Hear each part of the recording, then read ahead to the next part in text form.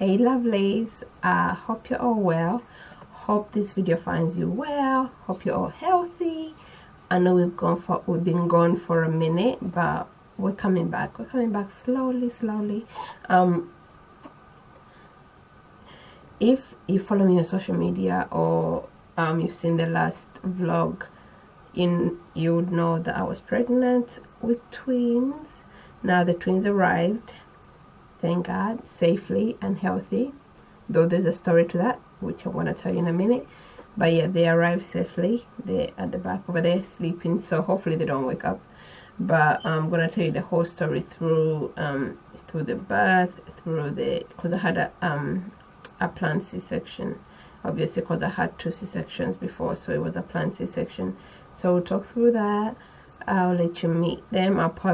You'll meet them before the whole story, so we get that out of the way. But hopefully they will not wake up or cry, because I fed them and I just put them down and they're sleeping, so let's hope they stay asleep. If you're new to my vlog channel, don't forget to subscribe at the bottom. If you're already subscribed and already following us, thank you for sticking around. I know I've been a bit off and on, but being pregnant with 2 especially, it was a lot for me. It took a toll. I was just so forever tired. Vlogging was like the last thing on my mind. All I wanted to do was sleep, and that's what we did. So anyway, let me stop rambling on and I'll let you meet the 2 babies. So this is Miss Bella Rose Gladys Kasozi. She is baby number 2. So she came second. She's younger than her sibling, the little dinky. But I won't open them. And this is Mr. Uriah Louis. Hi. Mwange Kasozi. He's like half asleep, half awake. He's big. Oh, there we go. His baby number 1. So there they are. Oh boy. Okay. Alright.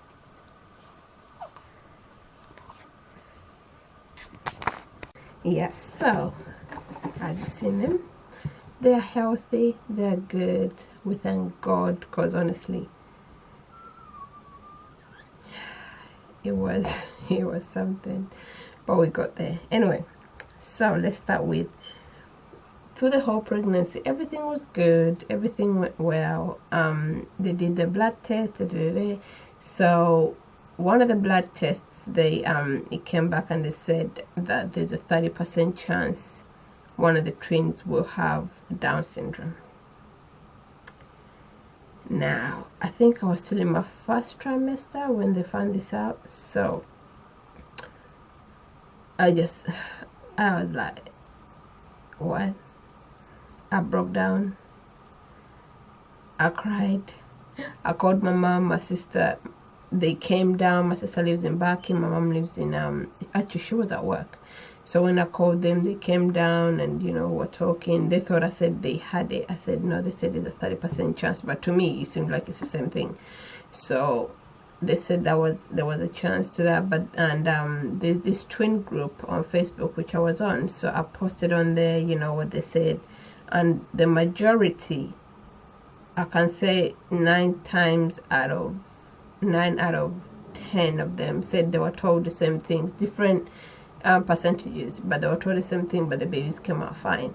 So once I spoke to them and they told, everyone gave me their feedback, it kind of calmed me down. I'm like, okay, I don't think, they'll be fine. With God's grace, He wouldn't give me these children to make him ill, or give me these children, for them to suffer illness or something. So I calmed down and I was like, okay, it's okay. And I tried to enjoy the pregnancy, but it's at the back of your brain, back of your mind. But I just kind of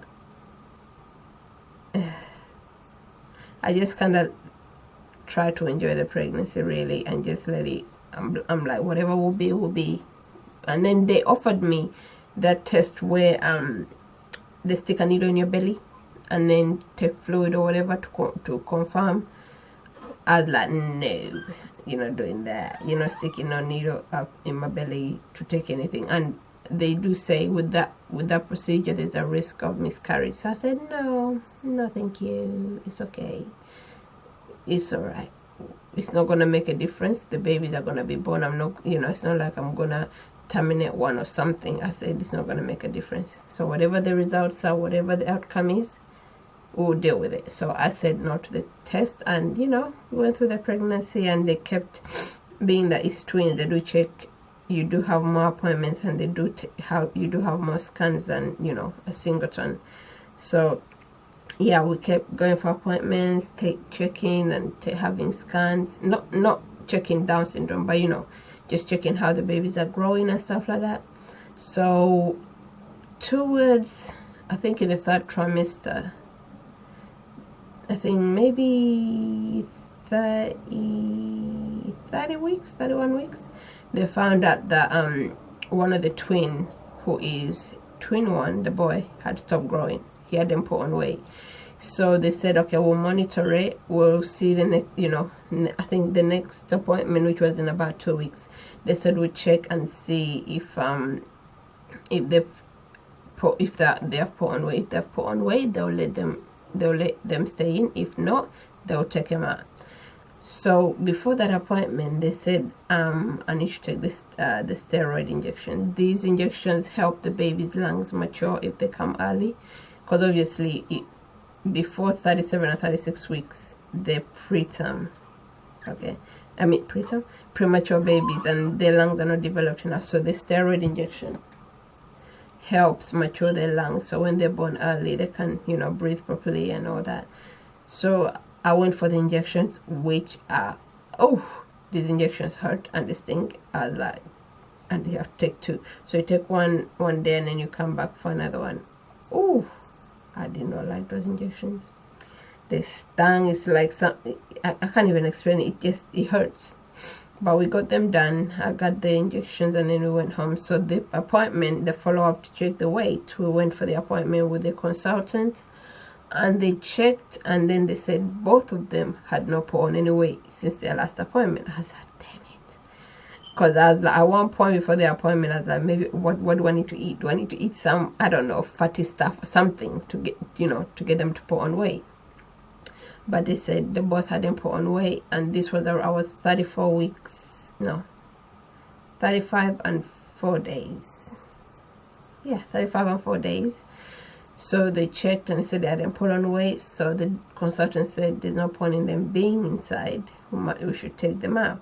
As well as not putting on weight, they said the fluid around the babies, both of them had gone down. Now before this, around 2nd trimester, towards borderline 3rd trimester, they said twin 2, who's a girl, the fluid they were lying in was quite a lot for that stage. So they said, we need to, they were like, I said, why would that be? And they were saying, it can be diabetes, it can be, different things. So they checked for diabetes, and they said it's fine. So they said we'll just look at it and see. So the fluid in her sac was a lot. So when we went for another appointment, they said the fluid had gone down and it was fine. I was like, thank you, Jesus. So that was fine. So it's like every week it was something, it seemed like there was something else, but you just have to grit your teeth and go through it and pray to Jesus that everything's fine. But yeah, so that appointment, they both hadn't grown, the fluid had gone down. So he said that there's no point in keeping them in there, let's take them out. I was like, what? I was like, no, we're trying to get to 36, 37 weeks where they're not premature, they're mature enough and stuff like that. So he said, okay, right, we're gonna take him. I said, okay. I'm thinking, really, do we have to? He said, yeah, there's no point in leaving them in there. So he said, right, we would like to take them in the next 24 to 48 hours. I said, hold up. As I rewind, 24 hours, like he just hit me. I'm thinking, okay, he's gonna give me a week or something, He said, no, 24 hours, 48 hours. I was like, no. I was like, you can't give me till, I think this was Wednesday. Or yeah, Wednesday. And I was like, you can't give me till Friday? Because first of all, my bag, I hadn't really packed my suitcase or the babies. So I was getting last bits and stuff. So when he said, I was like, I'm not ready. So I said, can't you wait till Friday? He said, no, you know, we have to admit you in tonight and then get them out tomorrow. I was like, oh my heart started beating. I was like, oh my God. I think at this point, that's when I was like, oh, they're coming. Oh my God. They actually, I'm like, they're gonna, I was like, oh my God. The babies are gonna be born. I think before that, it hadn't hit me. So when he said that, I was like, oh my God. Oh my God. So anyway, so he said that, and I said, well, I'm not ready, I need to pack. He said, okay, go home, pack your stuff, but you have to come back tonight because they have to start doing the whole monitoring and stuff like that. So we went home. I had to go town, like to go get I had to go shopping, get the last bits and pieces. I had to get, you know, get some food and cook Steve and the kids some food to last them, you know, a couple of days, you know, while I was in hospital. And so, you know, we got that done. I didn't get back to hospital till about 9. You know, that's when we went in and got admitted, about 9ish. So we done that, and you can't, they gave me the was it the tablets?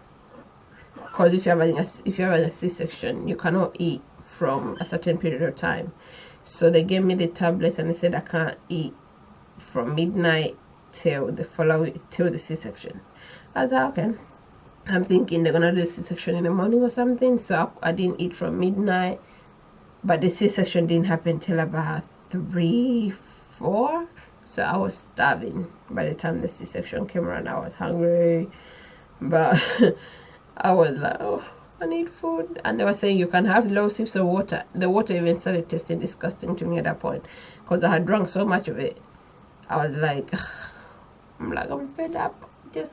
I want to eat, you know. But yeah, so the C-section, they came in, like 4 of them, and they were like, right, Mabel, you ready? I was like, oh my God, it's happening. I was excited, I was kind of scared, I was anxious, and then the Down syndrome thing was still in the back of my mind. I'm thinking, okay.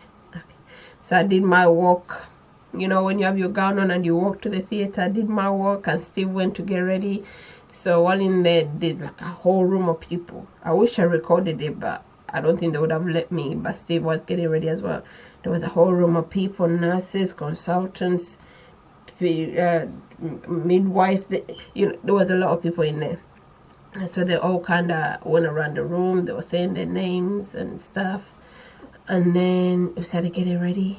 They done the cannula, which prior, the night before, the lady, she's actually my neighbor, my friend, she tried to do it twice and she couldn't do it. She couldn't insert the cannula into the vein. So she said, okay, I'll leave it, and the consultant will try to, you know, to do it. So when we went into theater, the consultant tried to put it in on this hand, and he failed. Well, he put it in, but it wasn't the blood flow, something, it was the liquids weren't going in. So he left it on there, and he said, yeah, we'll see how it goes. And then he looked at it and he goes, okay, let's try on the other one. If we don't get it, I was like, oh my God. So they tried 4 times, but when he tried again on this hand, he got it in. So I had 2 cannulas on my hands. So we got that done. They done the epidural, and then I lay down, and they start, you know, and then they, you know, Steve, I was like, where's Steve? You know, I was in there by myself, and I'm like, where is he? Finally came, and, you know, they took him out. And I had, so we thought it was the other way around. We thought well, it's a boy and a girl. We didn't know the sexes, but we thought it was the other way around. We thought the boy was baby number 2 and the girl was 1, but it wasn't. So the girl came out, and the boy came out. But the boy is baby number 1, yeah. The boy came out, and he cried, and they took him out, and he weighed the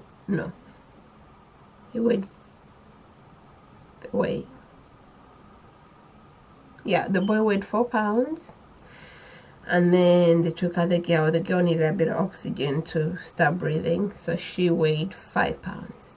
So Steve was able to go and have a look at them and stuff. And at this point, I don't even know if it's the epidural or something, I was feeling quite sleepy and my eyes were kept closing, and I was like, are they okay, are they okay? And I was just falling asleep. I don't know why, but they took him out, and then I told Steve, are they okay? He went and checked him, and they said, yeah, they're fine, they're fine. I said, what about the Down syndrome thing? But obviously I think at that point he didn't know, they hadn't checked yet, but he kept saying they're fine. So they took him. I had like a glimpse of them. They're like, mommy, look at the babies. I saw them quickly, and then they took him to NICU. So after that, went to the ward to recover and stuff for that night. And then the next day, Steve took me to see them, and when I saw them, I just started bawling. It was, whew, I can't. Don't cry.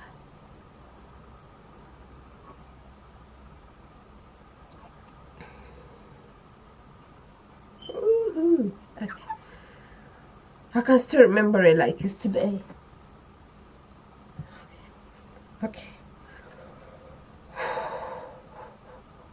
Right. When I saw them, they were in incubators, and they had wires on them and stuff. Now, Uriah had this thing, like it's a plastic like see-through thing. It's for apparently air.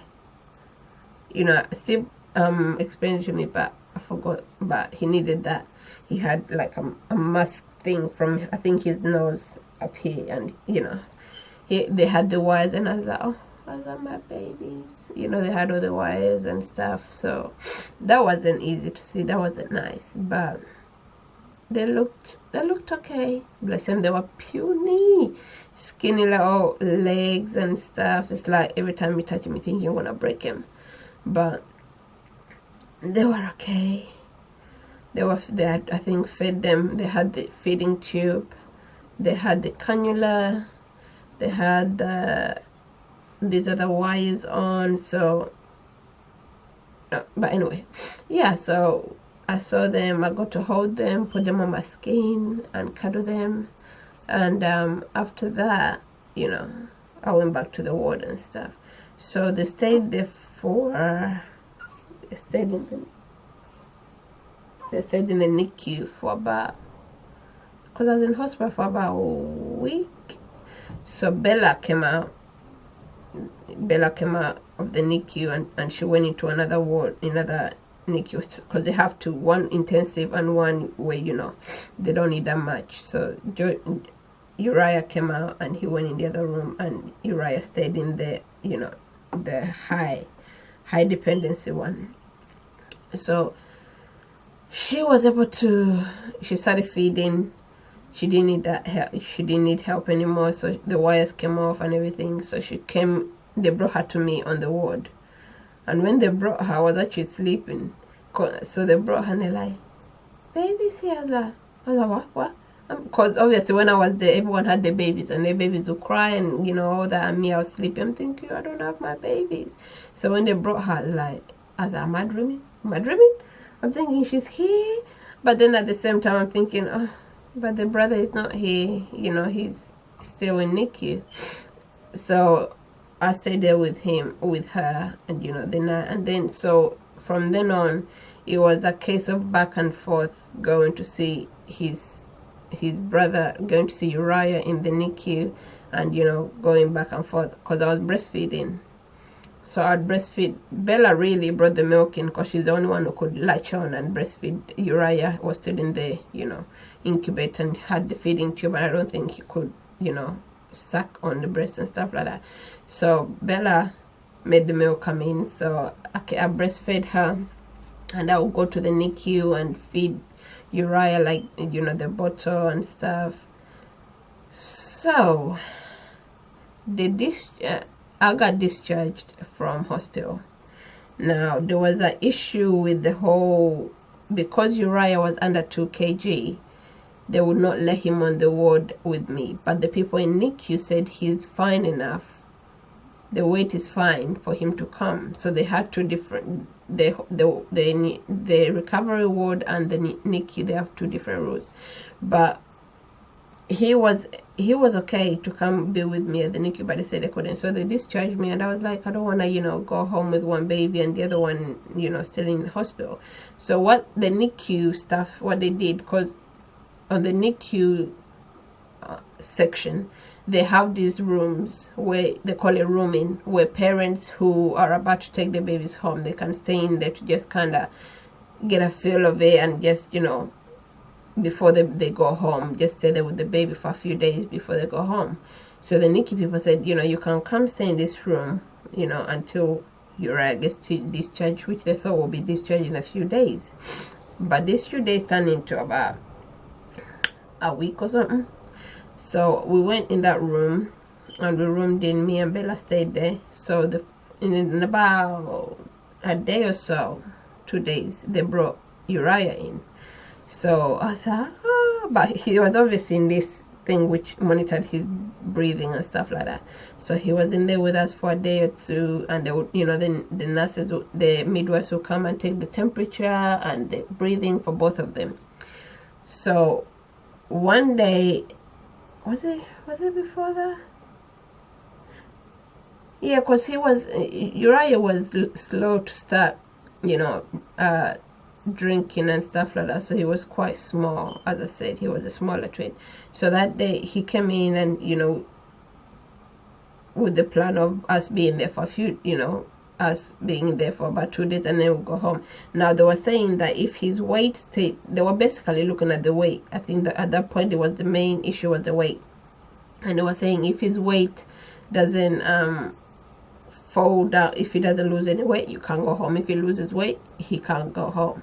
So that day or night we were there, we were fine, and then they checked his weight, and they were like, oh, he lost some, and they were like, okay, let's check another day if he doesn't lose any. And I'm thinking, how do you lose weight in a day? I didn't get it. My battery died, so back to using another camera. Anyway, yeah, so one day when we were in the rooming, the nurse came in to check the heartbeats, temperature, blah blah, and she said, his heart stopped for a minute, for a bit. I'm like, what do you mean his heart stopped? She said, it's it's nothing to worry about, but let me take him and to the NICU and monitor him for an hour or so, and then we'll bring him back. So I'm like, what do you mean his heart stopped? So she took him. Now Steve wasn't in the room, he was in, I think, making tea or something. So I quickly went and I said, they've taken him. And he's like, what do you mean? I said, and I'm crying. I'm like, they said his heart stopped or whatever. So he goes, okay, don't worry. And at this point, Bella was crying in the room. I had left him in there with Faith and Jerome. Like, I could see him and stuff. He wasn't like, but he was like, okay, go take care of Bella, I'll go check, So he quickly went. And the midwife was like, it's nothing to worry about. His heart stopped for like a second. So I just thought, let me monitor him. Now, when they say, oh, it's nothing to worry about, that's what I'm like, obviously something to worry about, because you took him. You took him to be monitored and stuff. So there is something to worry about. But she took him and they monitored him, and then he said, they checked, I think he was in there for the whole day and night. So they said, oh, it hasn't happened again, so he's fine. I said, okay. So they put him back. At this point, when that happened, they basically put him back in the whole NIC, they put him back in the high dependency ward. And now I was like, oh my God, we're going backwards. So they took him back. They had to put the cannula back in. Now, being that he's preterm, you cannot see the veins very well. Now, this doctor who was doing it, he just seemed like he was just a meanie. He kept trying to stretch his arm like that to get it, to check for veins. And because baby's always like that, he wasn't even being gentle. He was just going like that. And I'm like, oh, I couldn't stay in there, so I had to leave, and I stood outside. And midwives, well, I will let you know when they finished. And I was crying, and you could hear him. He was screaming, and this doctor was trying to prick him everywhere, trying to find a vein, everywhere, and he was screaming. And my heart was just breaking. I'm like, my baby. I'm like, Jesus, why? What is it that I need to learn from this? Why? So the guy finally got it in, and they put him in the NICU, and they said maybe he has an infection, maybe it might be a cold or something, so they had to put him on antibiotics. So through the night, I think, he took it out, he pulled out his cannula, so they had to do it again. Oh my god, I was like, Steve, you have to go in there, you have to go in there. So Steve went in there. When they were doing it, they tried like 3-4 times again, and the boy was screaming again. And Steve said, listen here, you have one more chance to get it in, or you're not putting it in. And guess what, these people have a machine. They have an actual machine which they use to find a vein. They have a machine to find a vein, and they choose to make these kids cry and scream and basically cause the baby's pain, unnecessary pain. They choose to do that. And I was like, this is unbelievable. I could not believe. I was like, really? How does that work in your brain when you have something that can be so simple to you know, to stop the babies from having that much pain? When you have something that can stop you from pricking them over and over again, you have a machine and you choose not to use it. It's a little thing, you know, like it's not a massive machine, it's a little machine thing. And you know, and once Steve said that, they used it and they found the vein and they put it in, and bless his little heart, he was screaming.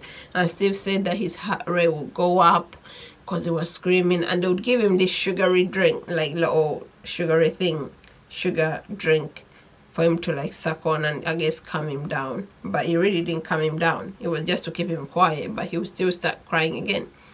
But they finally put it in, and they started giving him antibiotics. They took bloods to check if he's got an infection. The first bloods came in and there was no infection, so they had to wait for another one, which they had to, I think, wait 24 hours or something. And then that came in and there was no infection. Now the next, it seemed like it took forever, and I think we had to wait 2 days. And they took the bloods on Sunday and they came back on Monday. I was like, yes, but it seemed like it was 2 days. So when Steve was on Monday, we were in there.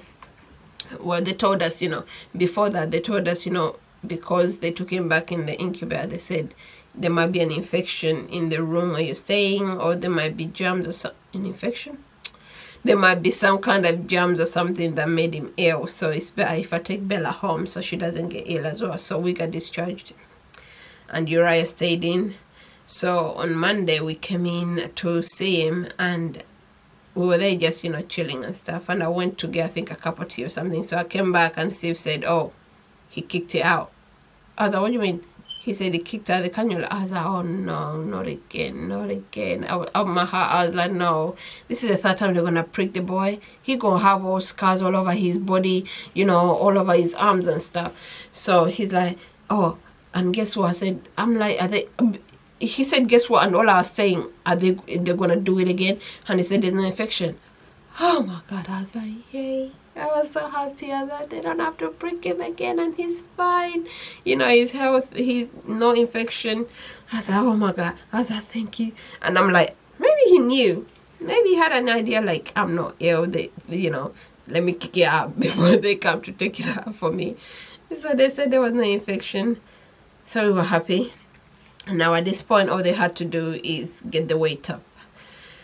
So we had to, he still had the tube in his nose. Now his thing was, because he's premature, he sleeps a lot, which means he would go for 5 hours sleeping without feeding. And they do say 5 hours is the maximum of them, you know, without going without feeds. So it got to 5 hours, and they would, you know, or before they would wake him up or try to feed him, but if he didn't, they'll feed him through the tube. So we had to get him fed and put on weight and stuff like that. And he was so small, and so he seemed very fragile and very limpy like. So I was like, what is wrong, baby? You know, I was like, it was just so heartbreaking to see him like that. And his sister was home, and then we had to leave him there. So I was like, I'm worried. I'm thinking, will they carry him when he's crying? Will they know, you know? it was just a lot going on in my head. So through this process, it was a process of Steve would drop me at the hospital in the morning. He would take the, because he was still on paternity leave. He would drop me at hospital. He would, no, not in the morning actually. He would leave me at home with Bella, like maybe sleeping. He would take the kids to school. He would come back, pick me up with Bella, take us to hospital. We'll be there the whole day, and then he would leave us there, and then he would go to get the kids, get home, bathe them, and then they will come to the hospital because the kids wanted to see the babies as well.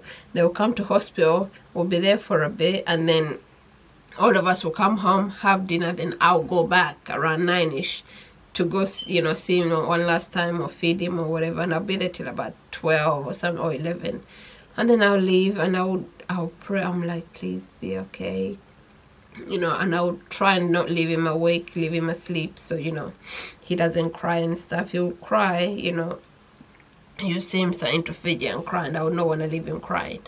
So it was a roller coaster for a few days, and I was like, Jesus, please make him okay, let him be okay. And I'm praying, let nothing else creep up and stuff like that.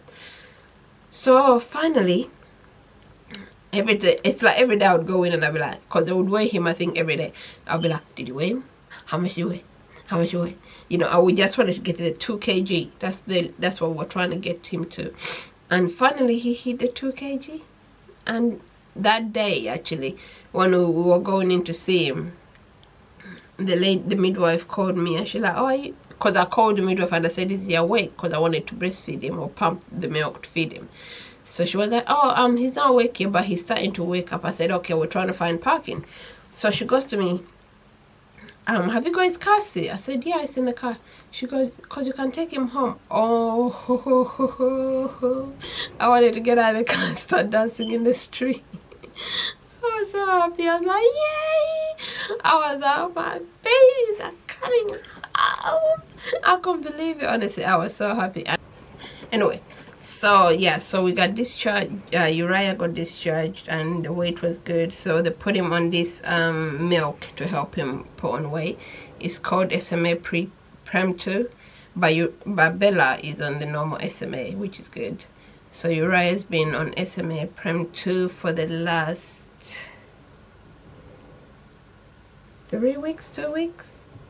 So he's been, you know, he's been doing good, but it's giving him constipation quite badly.